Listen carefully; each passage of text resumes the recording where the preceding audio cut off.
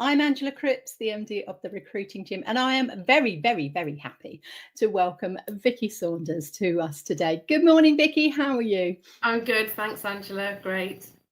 The reason I'm really happy about this, we were just having a chat in the green room because employee value proposition, and your talk's going to be on the power of EVP, is something that it seems obvious, but whenever I ask a client about it, a company, they really don't have this sussed. So I think this is going to be a great session to give them lots of information around what they can do. But let's find out a little bit more about you and how you got to this point in your journey. So if you could introduce yourself.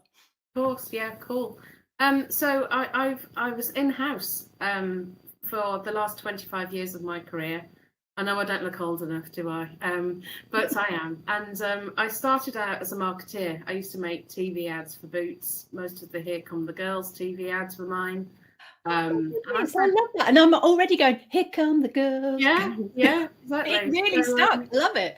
Yeah, I made 64 TV ads for Boots in my time. And used to run Christmas, which was the biggest campaign, which was great, fantastic. And I did other stuff at Boots. I ended up doing some stuff in PR, some stuff in pharmacy team, developing customer propositions.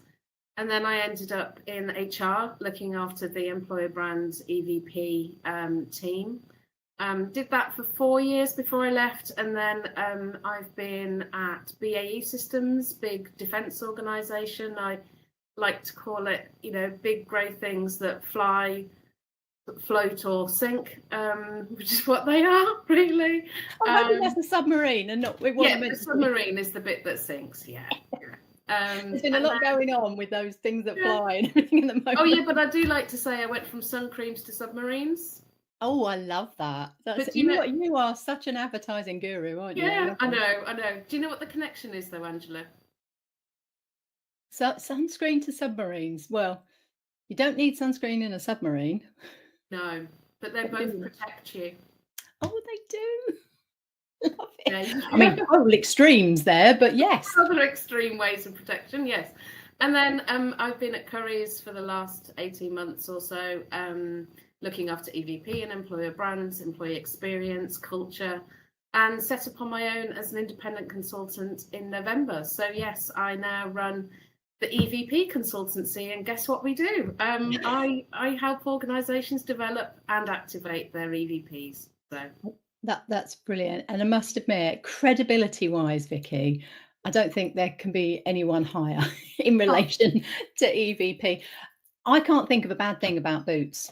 And how long has that company been going? And you're right, that Christmas campaign, I would plan around my Christmas gifts buying around when Boots was bringing out its days for its vouchers. Because there was times I had £400 on my voucher card. Yeah, it was really easy to do. Yeah, absolutely. Yeah. Now we're worldwide. There are some people that are going, what do you mean that the voucher days? But there still no Boots. Wherever I go in the world, there's usually a Boots. Yes. And that makes me feel comfortable.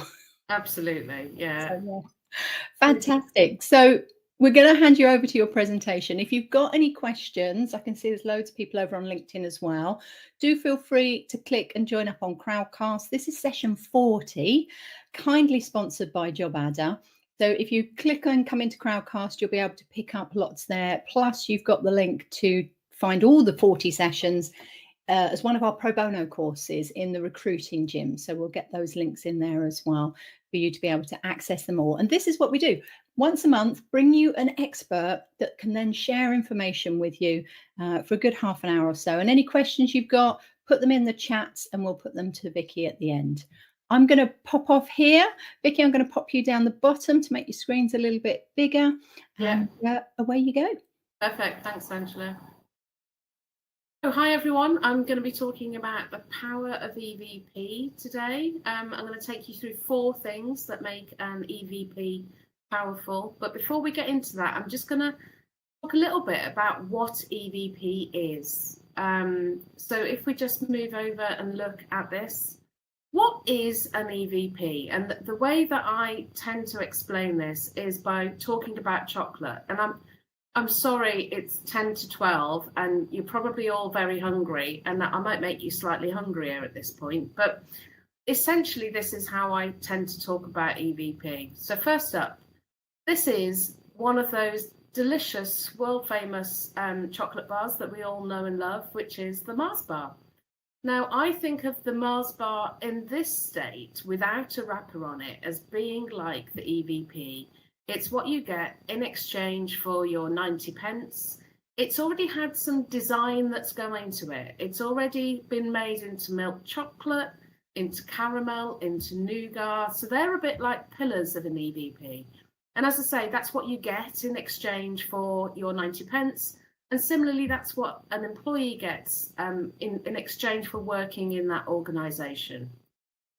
Then when we put a wrapper on it, that lovely black wrapper with the red writing, it's been given an identity, it's been given a personality, and it creates what we call brand affinity. It helps you understand and create a relationship, a connection with that product and with that brand. And for us, that's a bit like employer brand. It's when we've taken the EVP and we've given it an identity and a personality, and we've then gone out to market with that employer brand. So it creates latent desire for wanting to work for that employer. Lastly, now wherever you buy your chocolate bars from, sometimes you'll go into a shop and there'll be lots of chocolate bars all competing for your pound or however much you're going to spend.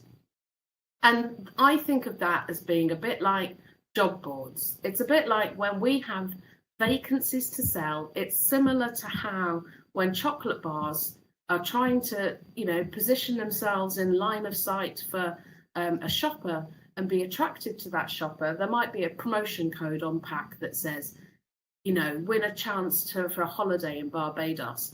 It's an extra thing to try and get you to try and buy that product. And that's the same as how we use job boards to try and advertise our vacancies.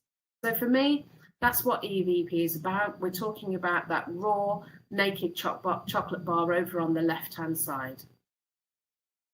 Now, EVP, in terms of how it has changed over time and where it is today, most people, I'm sure, on this webinar will already know this graphic. It's Maslow's hierarchy of needs. It's been around since 1954, but it is still super relevant for us in terms of thinking about EVP.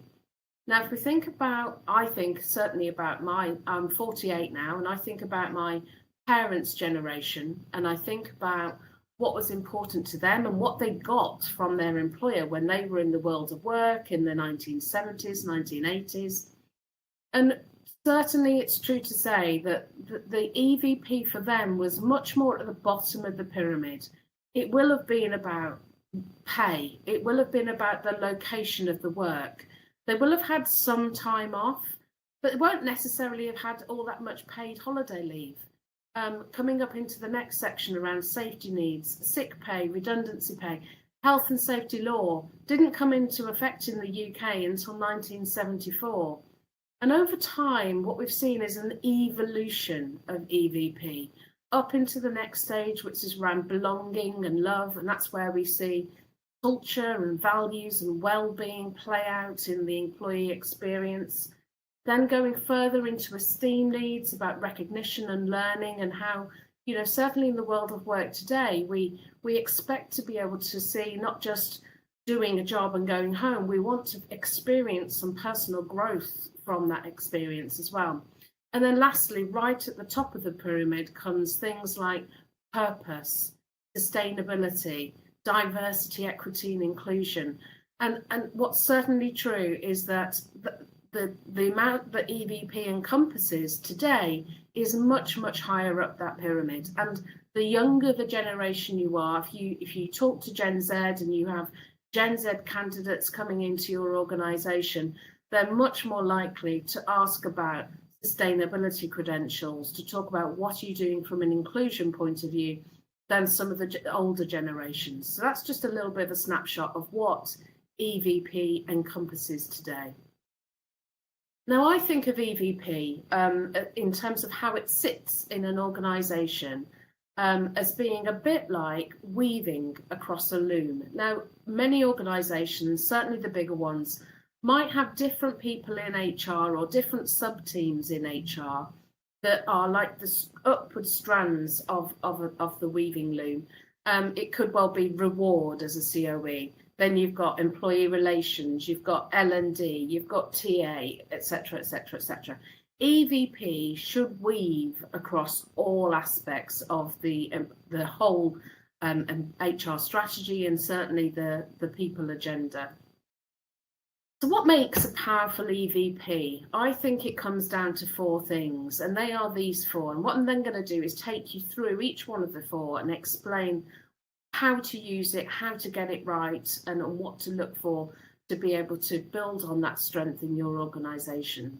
So the first one is about relevance. Now that sounds a bit obvious, but being really clear on what your target talent segments want does take a little bit of work to do, to be fair. Next one up is about authenticity. Now we're hearing that word a lot. Authenticity was the Merriam-Webster dictionary word of the year last year, but it's absolutely pivotal in terms of us ensuring that our EVP matches the lived experience of our employees. Otherwise, there's a disconnect when we're going out to market and asking and bringing people into our organisations. We don't want a disconnect between what they've heard in advance and what they get when they join, because that just drives early attrition, which serves nobody. Thirdly, it's about being different. An EVP, a powerful EVP, should make it clear why to choose your organisation over a talent competitor.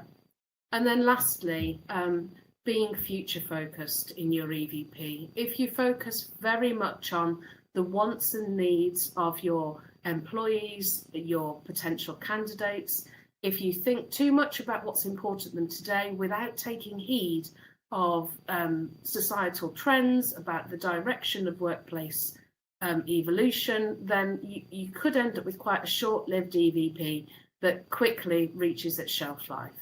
So moving on then into the first one, which is all about ensuring the EVP is relevant.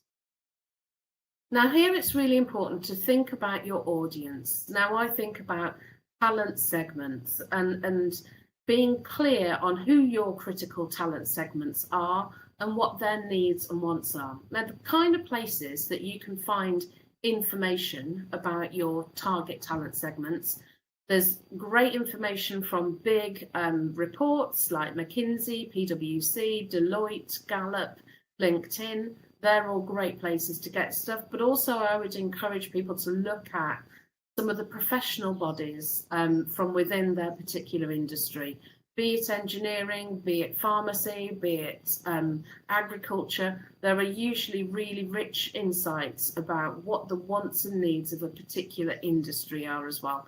And I would think about that.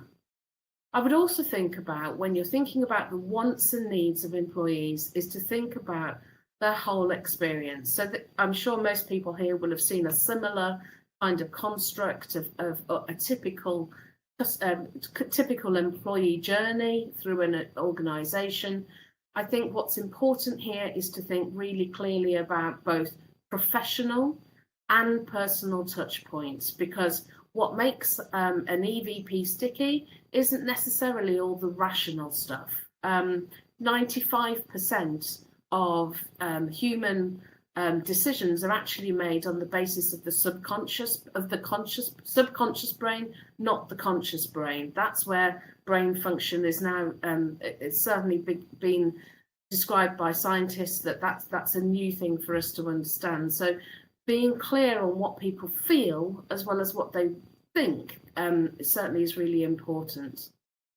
And that plays out. There's a really interesting study that was done by Boston Consulting Group back end of last year, looking at what the top levers are that attract people to organisations, but also retain people in organisations. And certainly at the level of asking what do you want before you join, pay, compensation, benefits and perks, work-life balance come out top 3. But actually, when this particular study delved down into what would make you want to stay in an organisation, other factors became much more important. Things like feeling like I have job security, feeling fairly treated, doing work that I enjoy, feeling supported. These are all feelings rather than thoughts. And so it's really important when you're understanding the needs and wants of your employees that it's about both emotional and rational needs. That said, it's important when you're thinking about who you want to attract and retain in an organisation, about who is really important for you critically in terms of developing and delivering against your strategic goals. You don't need to appeal to everybody. For example, when I started in the employer brand role at Boots, we were at a stage that we were getting just shy of 1 million applications a year, which obviously was staggering. And we didn't need 1 million applications a year. We didn't have 1 million jobs. We only had 20,000. And obviously that was a massive administrative weight on our teams to be able to process all of those applications.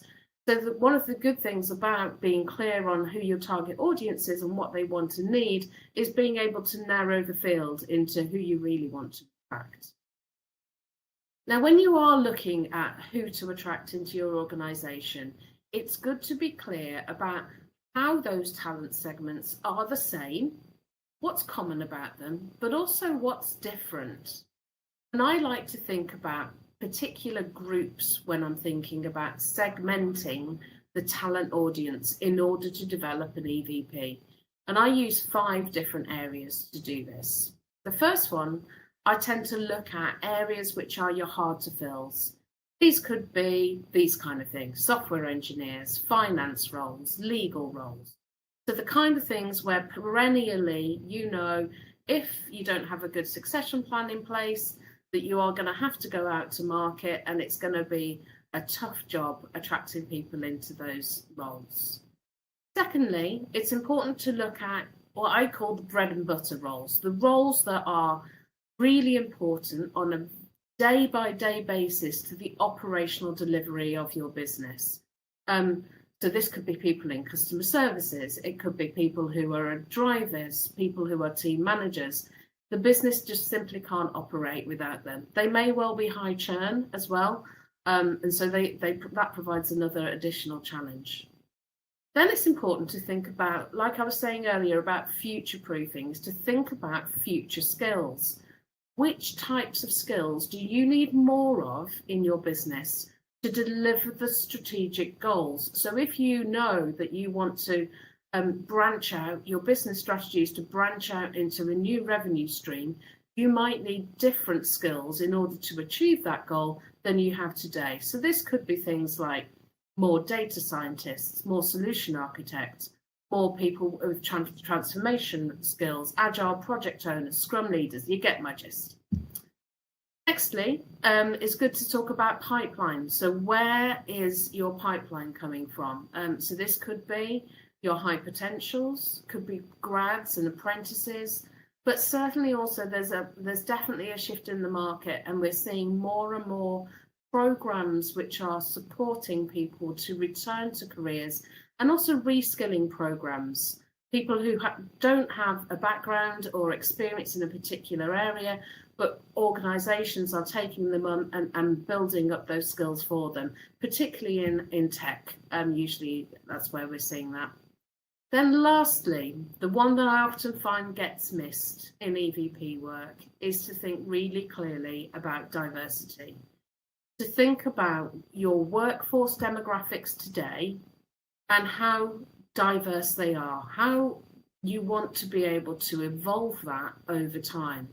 So it may well be that you want to attract and retain an older workforce. You might want to attract and retain a younger workforce. You might want to attract and retain more women into your organisation, lower socioeconomic groups.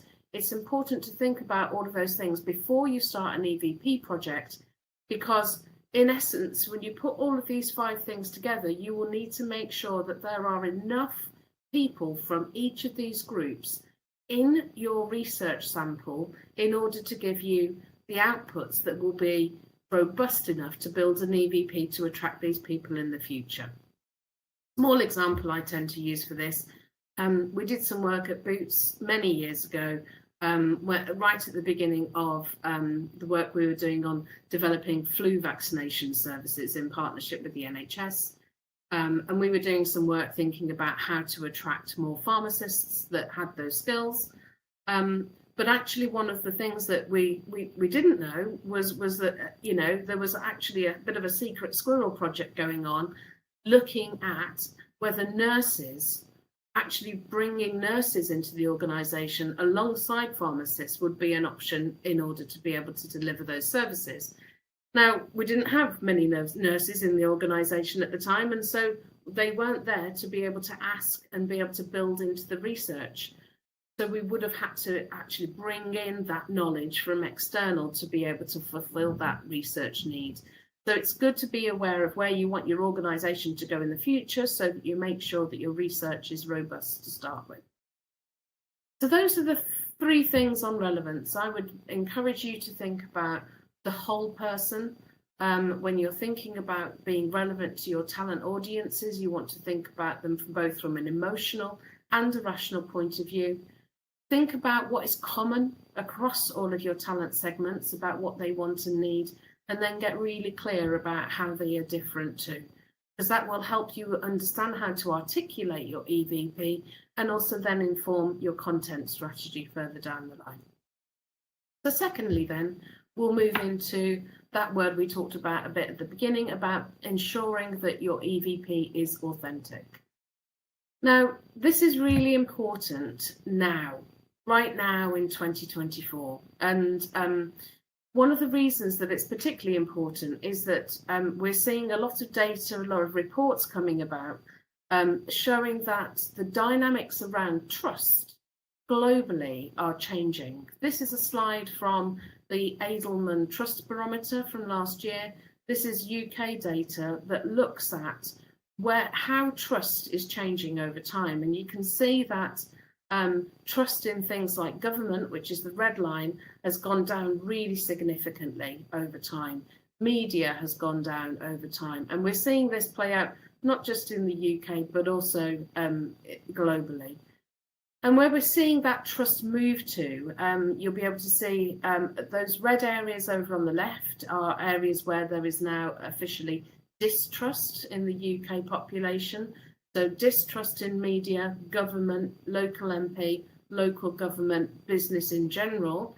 And trust has shifted over to the blue lines, which is your employer, the people in your local community, local businesses.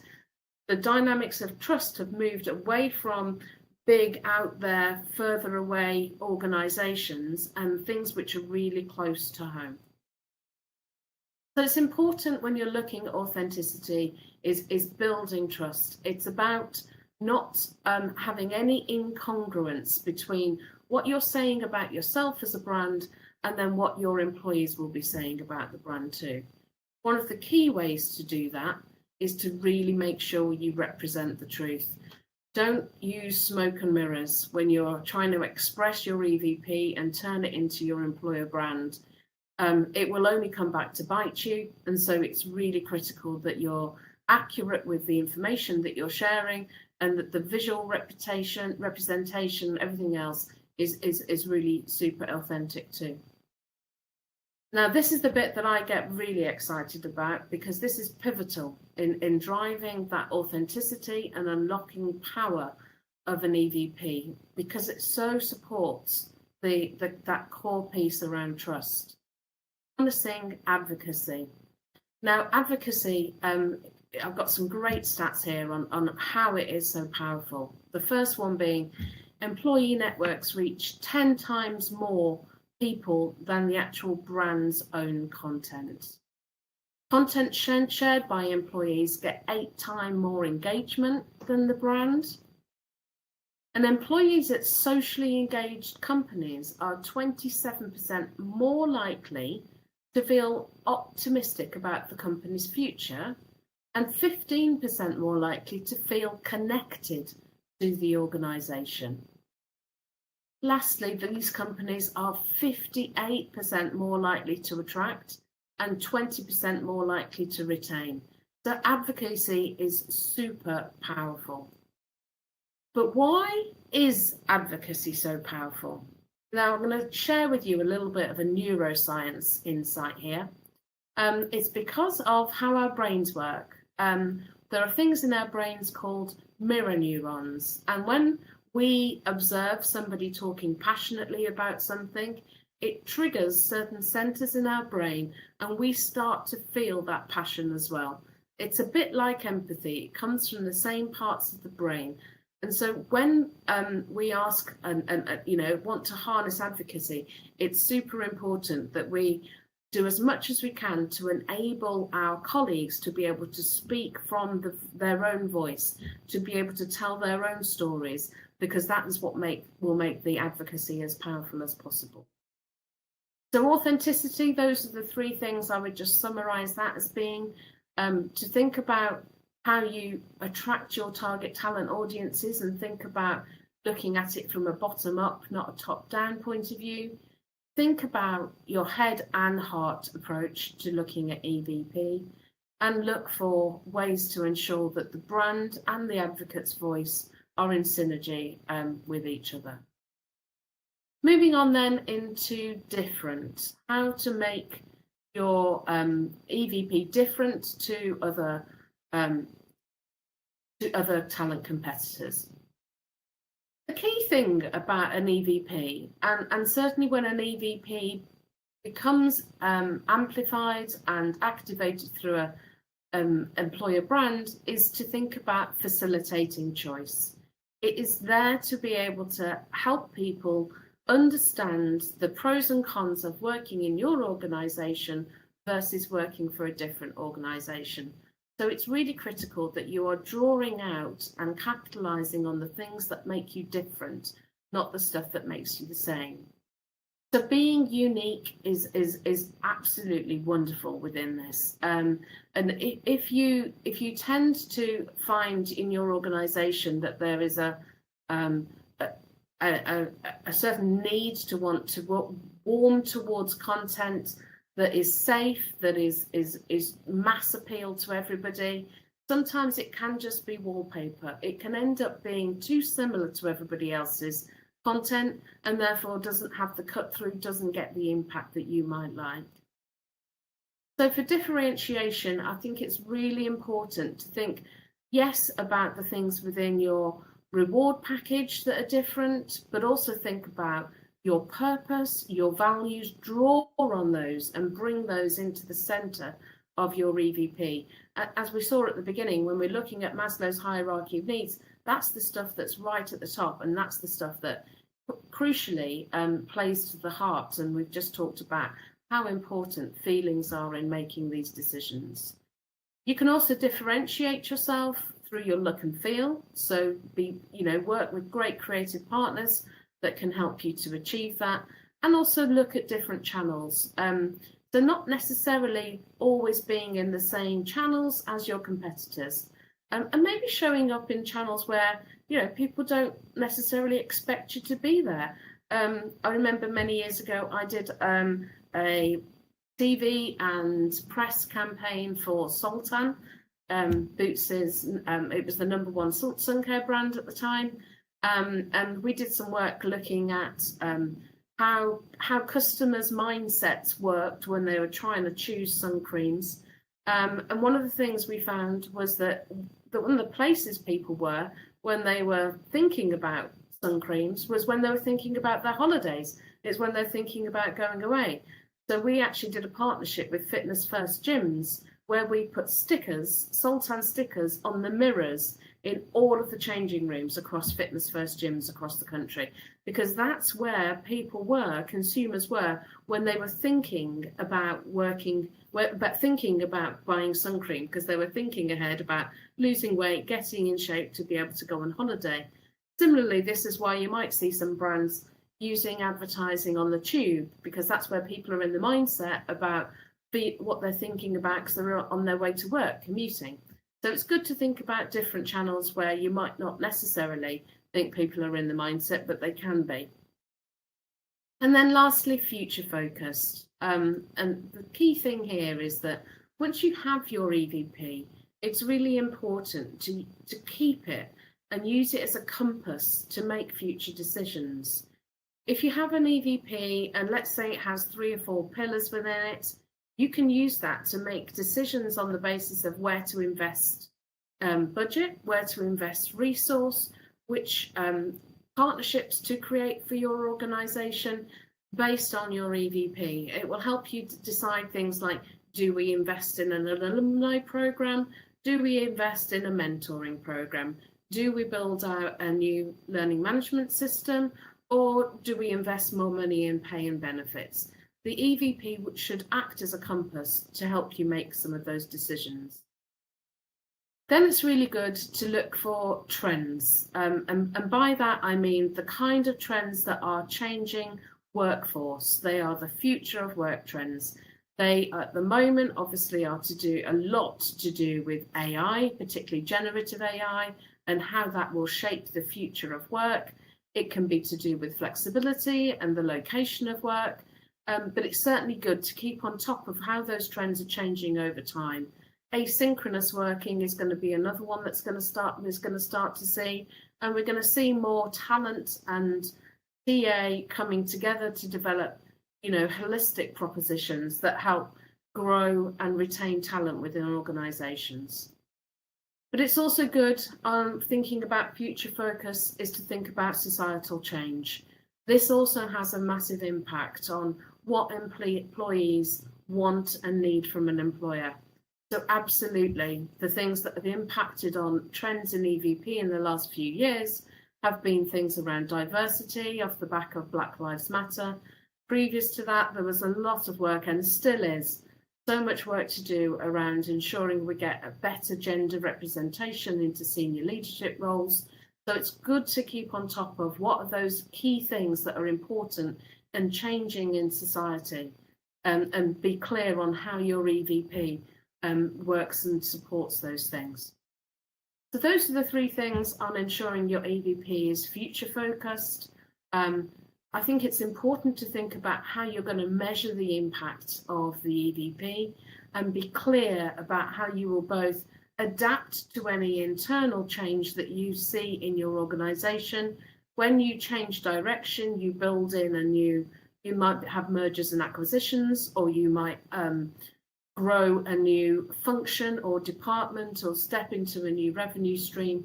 Sometimes that creates quite a bit of change in your organization, and that might mean that you need to relook at your EVP and revalidate it. And lastly, to ensure that it does evolve in line with some of the external change that you can see, both in terms of workforce, future of work trends, but also societal trends and what people are passionate about. So those are the 4 things that I believe are important in developing a really powerful EVP. And I hope that leaves you with this thought. This is obviously a picture from Dragon's Den. In some countries, this is Shark Tank. And I think of EVP as being a bit like, if you were an entrepreneur pitching for investment, you would be absolutely crazy to do that without a clear customer proposition. The customer proposition is what sits at the middle of a commercial strategy, and I believe an employee proposition should sit at the centre of a people strategy. That people strategy then supports the commercial strategy directly and helps unlock business growth. So that leave you with that little thought. I'm just going to come back to talk a little bit about me. So we talked a little bit earlier with Angela about what I've done over my career. And now I have 2 businesses. I run the EVP Consultancy, where I partner with organisations to help them develop their EVP in-house. So that can look like mentoring, training, and also helicoptering into the organisation to help them with any aspects of it that they want. So I create a methodology for that organisation which is bespoke to them. They might decide, you know what, Vicki, we're fine doing our own interviews with our leadership team, for example, but we would like you to come in and facilitate focus groups as part of the research phase, for example. And so I flex around the capabilities of the organisation and their appetite for which bits they would like to do themselves, and I supplement with myself. And the other side of what I offer is the Employer Brand Coaching Company, and this is where I work with in-house employer brand folk. They might be from comms, they might be from TA, and I work one-to-one with them on how to up their game in employer branding. And that's me. Does anybody have any questions? Oh, well, I definitely do. Going from there. I love it when I learn new stuff as well. So having that structure around everything made that really easy. But then you got into mirror neurons, which I've never heard of, and anything to do with the brain, I'm there and I'm interested. So I have gone to Wikipedia, and there's other, obviously, lots of links to find out more about it. So I wanted to just explore this a little bit, because the definition I've got is a mirror neuron is a neuron that fires both when an organism acts and when an organism observes the same action performed by another. Yeah. So we know about mirroring, and that our body naturally mirrors people. I talked about it on our BD session yesterday, that if you're in a different country, all of a sudden you start talking with a bit of a twang or an accent. And it's like, where's that coming from? And you're not doing it consciously, it's an unconscious thing. But I mean, this is right down to neurological level. We don't necessarily have to do it ourselves, just observing it. The difference. So this is this blew me away when I found this out. So we've only known about mirror neurons. They were only discovered in the 1990s. There was a group of professors, a scientific team at the University of Parma in Italy. They were doing experiments on monkeys. So they had monkeys' brains wired up to see which parts of the brain fired, activated when they were doing certain things. They were asking them to hold and let go of certain objects. And they could see which parts of the brain lit up when they did that. And then this isn't what the study set out to find, but they found out along the way, which is often how science works, isn't it? They discover something different at the time. What they realized was when the monkey who was wired up observed another monkey hold and let go of an item, the same parts of the brain lit up. Mm-hmm. And that also happened when it was the monkey was observing a human doing it. Since then, they've then worked out that humans have mirror neurons too, and it's changed the thinking around empathy. Empathy, until the last 20, 30 years, was always thought of as being quite a late addition into the evolution of the human race, because it seemed to be quite a higher order, sophisticated type of emotion. But they now believe that it must have been much further back. It will have been part of the survival of the human race, that when we empathize, we are able to notice, when we all lived in tribes, you would be able to notice when someone else was hurt and be able to care for them. You'll be able to spot dangers and protect each other. So it will have been critical to us actually, surviving as a species. And so humans now use mirror neurons all of the time without us even knowing about it. But that's what's critical to me, because advocacy won't work in the same way if you ask your employees to merely reshare content. Do you know what I mean? You will achieve reach, you will get to more people, but the real power of advocacy comes from enabling your employees to be able to talk about what they're really passionate about, because that will trigger that neuroscientific response. Yeah, and other people will be like, I want that, or I want to feel that, or I did feel that in another company. I want that back. So we'll be able to pick up from there. So that does then probably explain. I'm just thinking of when we think of psychopaths that have no empathy, that ability to learn and to understand, that's not there, because they've not, maybe that mirror neuron. Oh, we've got to do some more research on that. That is just fascinating. I love that. Okay, your last chance, everyone. We've got 5 minutes. So if you need a question, we've got so many people over on LinkedIn Live. It's fabulous. So put your questions in there, please. And same if you're on Crowdcast here, if you'd like to ask Vicki anything about it. While we're waiting for that, I do want to bring up the situation with Boots at the moment. because from an employee value proposition point of view, when you were there, it seems like they had it nailed. And there has been an announcement recently around the flexible working. So if you could just explain that a little bit, and then we'll explore maybe the impact of that. Yes. So sometime last year, I'm not too sure when. It's from September this year, isn't it? Yeah, it's almost 4 years since I left Boots, but I know I'm still connected with a vast amount of colleagues from my time there. There was a move last year to be able to ask people to move back into the office 3 days a week.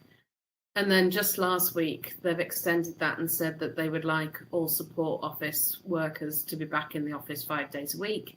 They have made allowance for people to say, where it makes sense, if you've got a dental appointment, hospital appointment, of course, if that makes more sense to be able to work from home on that day, that's fine. But they have made a rule now about people being back in the office 5 days a week. Yeah. And Boots, if you've never been to the Boots site, it's village, isn't it? It's a little town. Village. It's kind of, if you've only ever worked in London, it blows your mind to think of what it is. The only thing I can think of near London is the Sky TV. I used to train the because it's a little more further. Yes, Isleworth, and similar to that, isn't it? It's like a little village. So it's huge. It's huge. The buses in Nottingham have Boots written on the front as a destination because it's that big. So it is like a little mini town in itself. The facilities there are amazing. There's no question about that. And for me, I feel a little torn about the announcement from Boots because I worked at Boots before the pandemic, and my working hours. Actually, I worked 8 days in the office, and then 1 day off and 1 day working from home, alternate Fridays. Okay. So I had that before the pandemic. That worked really well for me. But I used to love being in the office. It is a fabulous environment. There are different activities every day, suppliers coming in, loads of freebies, samples, and it is a really buzzy environment. So I actually really enjoyed being there and working there. But I find it really, it must feel really hard for people who've joined the organisation since the pandemic, who haven't got the memory of what it felt like and that buzz in the office, to now have to face that new decision, I think. Well, hopefully, because they've had the 3 days in the office, that part-time, they can see that. I do miss that buzzy office environment, I must admit. I mean, I've worked myself for 21 years now, so I've not had that. But I can still remember, I can still feel it. I can remember my team around me, how we all supported each other, how we had a laugh and got loads of work done. And it was just amazing. So if you've got that environment, it's different in person, isn't it? Yeah, it is. And there's pros and cons for both, isn't there? So I love that idea. So 9 days out of 10 that you work, so having that every other Friday off is amazing, and a lot of people are starting to do that as well to give people that break. But the 1 day from home as well during that time. So if that's what they did before, I'm wondering why they're not going back to that. Yeah, I know. And everything before was on an individual basis, so maybe it'll evolve over time. I think it will, because there's going to be a reaction from people, like you say, that there's going to be people that are recent that will really struggle with it because of the way their life has been set up in that sense, and therefore there may be that flexibility for them. You've also got all of the other employers in the area going, yeah, great, okay, these amazing employees that may become available, so they're going to have to monitor it. Is there going to be a watch this space on that one? Definitely. I think that's going to be quite intriguing as to how that works, considering they are so good at it. Let's see what happens. Wonderful. Okay, I've been chatting to you and I haven't been checking. So thank you to all those people over on LinkedIn Live and to the people here as well. As I mentioned, I've put the link into the chat if you want to access all 40 of these sessions. Really random, anything and everything, still linked to recruitment and hiring in some shape and form, but we get the experts in to talk about their topics. So thank you so much for sharing that. It's been fascinating. I've got lots of things to go off and do some more research on now. Love it. Love it. Thanks, everyone. Have a great day. Bye-bye. Thank you. Cheers.